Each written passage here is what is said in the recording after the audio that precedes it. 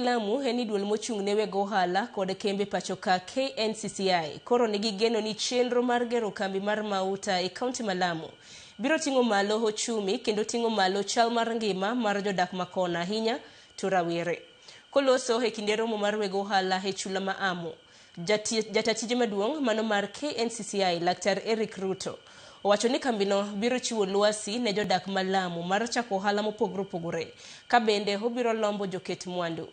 Jagoro e migao mar ohala kod kembe Abubakar Hassan to korka kore omedo ni kambino biro doko piny nengo mar nyiewo mauta kowuok e pinje maoko kendo biro tego omenda mathurka.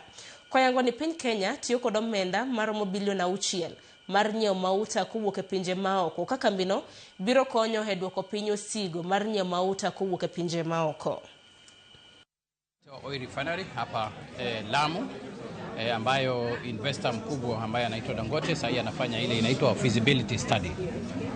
Kwa sisi ni hiyo tunaangalia kama ni step kubwa sana kwa serikali, sababu ukiangalia karibu miaka 3, 4, 5 iliyopita hatujakuwa tukipitisha ile foreign direct investment more than 2 billion.